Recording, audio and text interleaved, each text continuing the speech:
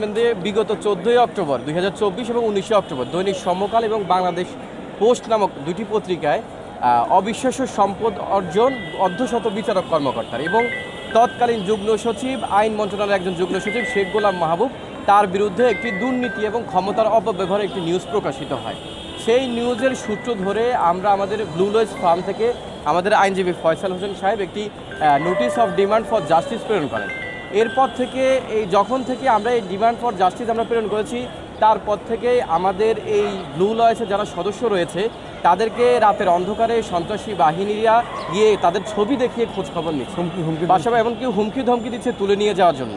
এবং আপনারা জানবেন যে এই যে তৎকালীন আইন মন্ত্রণালয় আইনমন্ত্রী আনিসুল হকের দোষর যারা ছিল তারা কিন্তু একেবারেই এখন এখানে দুইজন কিন্তু অলরেডি ওএসডি হয়েছে, কিন্তু বাকিরা কিন্তু বহাল তবিয়তে আছে।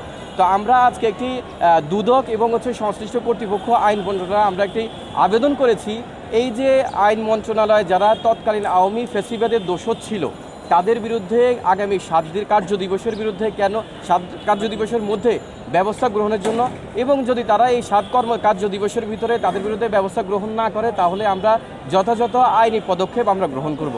এবং আমরা আপনাদের মাধ্যমে বাংলাদেশের আইন উপদেষ্টা মহোদয়ের কাছে এবং স্বরাষ্ট্র উপদেষ্টা মহোদয়ের কাছে আমাদের যারা আমাদের ব্লু লয়েজ ফার্মে যারা আইনজীবী রয়েছেন তাদের যে আমরা নিরাপত্তা কামনা করছি। কারণ এই ধরনের ফ্যাসিবাদের দোষররা ঘাপটি মেরে এখনও প্রশাসনের বিভিন্ন অঙ্গ প্রতিষ্ঠানে তারা বসে আছে এবং তারা চেষ্টা করছে তাদের যে আওয়ামী ফ্যাসিবাদের তাদের যে মা রয়েছে শেখ হাসিনা তাকে আবারও বাংলাদেশের বুকে ফিরিয়ে আনার জন্য। এর অংশ হিসেবে আপনারা দেখবেন যে বিগত 26শে নভেম্বর চট্টগ্রামে আমাদেরই সহোদর ভাই অ্যাডভোকেট সাইফুল ইসলাম আলিমকে অত্যন্ত নৃশংসভাবে কিন্তু হত্যা করা হয়েছে। আমরা এই ধরনের আওয়ামী ফ্যাসিবাদী দোষদের বিরুদ্ধে দুর্নীতি বিরোধী মঞ্চ আমরা করেছি।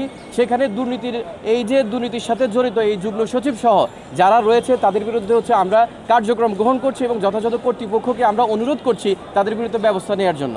এবং তারা যে আমাদেরকে আমরা যে একটা কার্যক্রম চালাচ্ছি বা আমরা নতুন একটি আন্দোলন করছি দুর্নীতি বিরোধীদের বিরুদ্ধে, দুর্নীতিগ্রস্তদের বিরুদ্ধে, এরা কিন্তু আমাদেরকে আসলে শান্তিতে ঘুমোতে দিচ্ছে না। আপনারা জানবেন যে বিগত 6 নভেম্বর থেকে আমাদের এই ব্লু লয়েজ ফার্মে যারা এই যুগ্ম সচিবের বিরুদ্ধে দাঁড়িয়েছে এবং যুগ্ম সচিব শেখ গোলাম মাহবুবের দুর্নীতি নিয়ে কথা বলছে তাদেরকে রাতের অন্ধকারে সন্ত্রাসী বাহিনী পাঠিয়ে তাদেরকে হুমকি দেওয়া হচ্ছে, উঠিয়ে নেওয়ার হুমকি দেওয়া হচ্ছে, গুমের হুমকি দেওয়া হচ্ছে।